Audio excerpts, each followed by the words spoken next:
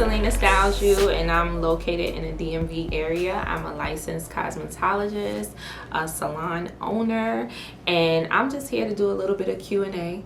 So stay tuned. So my day, sometimes I can work a 10 to 16 hours. It just varies. So I come in, I prep, make sure everything is sanitized, of course COVID, and I go through my books, see what I have going on, and I start my day. Sometimes I can take about 6 clients, so sometimes I can take 1, sometimes I can take 3. It just varies, but most of the time I'm usually in the shop at least about almost 10 hours.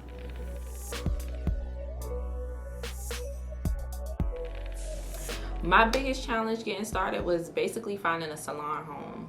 I was fresh out of school, hungry, trying to find like a good salon home, and I went to like so many salons in Manhattan, Brooklyn, Bronx, and because I'm originally from New York, and a lot of people, they did not really want to take a chance on new stylists, and I get it because it could be a liability, but at the same token, it's like I was just looking for that shot, that one little shot, and I finally got it. I wound up in a Brooklyn hair salon.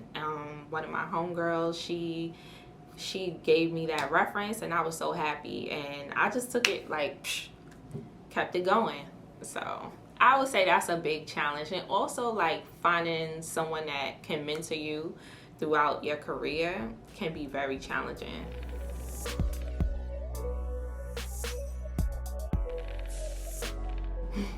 So I do have several, but the first thing that happened to me personally was when I was able to be a part of Fashion Week. At the time, I was in New York, and I was in this store. I can't remember what store. And I was standing online, and the lady, she was like, "Who did your hair?" And I was like, "I did my hair." So she was like, "Really?" And she was like, "Well, do you do it professionally?" And at the time, I had just started working in the salon, and I was like, "Sure." So she gave me her card. I looked at the card. It was for Christian Dior.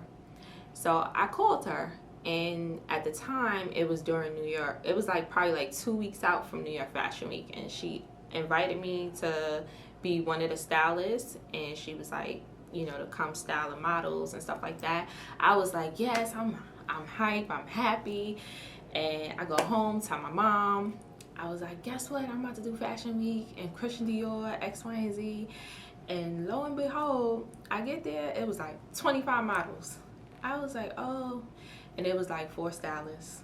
So we had to really work very fast and very efficient.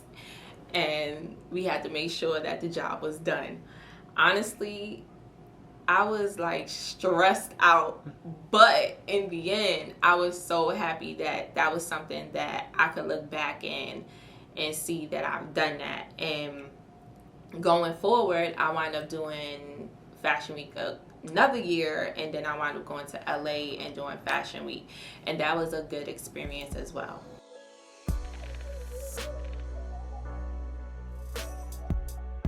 Yes, and what I could say, it helped me as far as with my speed. And a lot of times when people, they do hair, like stylists, they do hair, they take a very long time sometimes. Their time management can be very poor, and some people have good time management. What it did for me, it gave me a better chance at monitoring my time when it comes to doing my clients' hair. And that's why when they do come in my chair, they not in the salon all day. Like I do not do that at all. No, like no. You come in, get your hair done, and you go on and enjoy your day.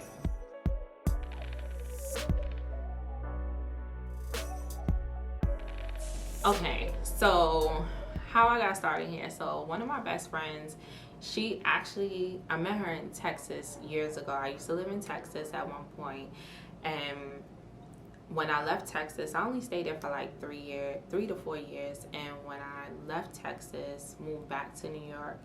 And when I moved back to New York, she had moved here to Maryland. This is her hometown.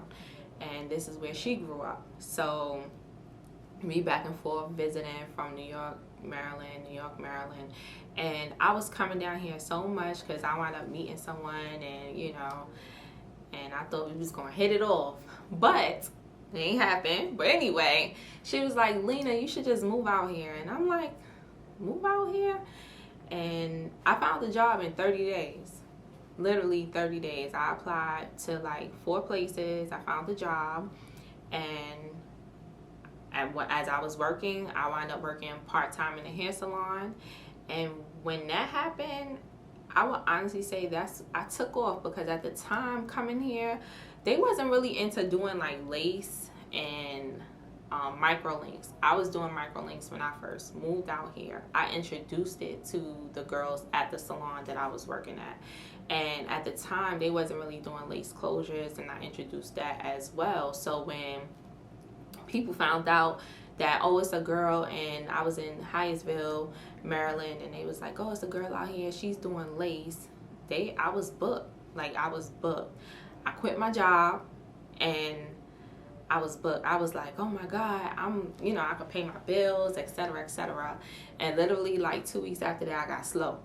So I was like, oh my God, what I'm gonna do? So I had to really think of different marketing strategies to really build my clientele. And that's what I did. And I took off. And to this day, I can honestly say I have over 1,000 clients in my book, my clients. So I'm constantly booked. I'm constantly busy. I have clients, they done moved to LA, moved down south, moved up north, and they still come when they in town. They come visit, they come get their hair done. So never skipped a beat. And I always built a very good, strong relationship with my clients, and I love it. So that's how I got started out here.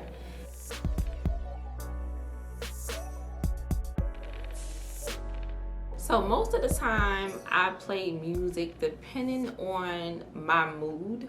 So generally, I never come to work upset or anything like that, because what I was taught was you leave your problems at home. A lot of people, they have things going on, and I get it. It's part of life.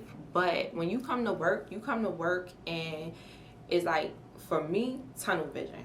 I don't think about like nothing negative. Everything is just like behind me, and I just come in and execute.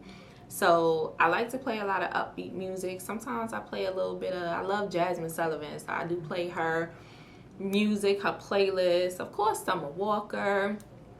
If I want to hear something upbeat, probably like Drake or something like that. But I also focus on my clients, and I think about the type of music that would be appealing to their ears. I don't want to be playing a lot of trap music while I'm in there, because it could be a client that's like 70 years old, and I'm playing, I'm playing Future, I'm playing like a bunch of trap music. She's not going to want to hear that. So sometimes if it's somebody I know that's a little bit religious, then maybe I'll tap into some gospel. So I do play a lot of variety of music, but I make sure I play good music according to my clientele as well.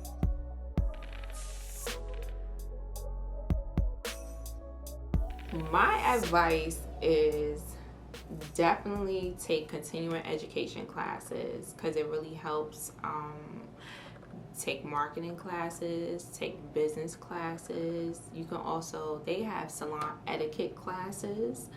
I've taken a lot of classes along the years, and saving your money is very important. And I got that from Ursula Stevens, and she's a celebrity stylist, and I went to one of her seminars, and that was the main thing. She was like, save your money. And because you make money, you get money every day. And a lot of times people blow it on, they want to buy the Balenciagas, they want to do this, Insta be, you know, the trend that they doing now on Instagram. But realistically, you want to save your money, because when it comes time to having, you need your credit together, you want to buy a house, you don't want to be wearing Balenciagas and you living in a projects, or you living in, you know, a bad area. You want to be able to make the money and do things, make that money and have it complement you as well. So for me, my main thing is really save your money. Save your money, take classes so you can be better at what you're doing, and just be able to keep up with the trends. A lot of times, you know, some stylists, they fall by the wayside because they not with the change, or they not with the new trends or anything like that. And I feel like that's something that you want to keep up with, because the hair industry is constantly changing, it's evolving, it's growing. So my main thing is save your money, take classes, that's it, do hair. Also, I would say get a mentor. A mentor is something that I feel like a lot of people would need, especially coming into the beauty industry, especially your young ones. I didn't really have a mentor until I got a little bit older. But what I can say is having a mentor and someone that's genuinely for you, and they want to see you be successful, because think about it, they can be a little bit older and they passing the torch down to you. So it's like they passing the torch to you, you take that torch and you succeed.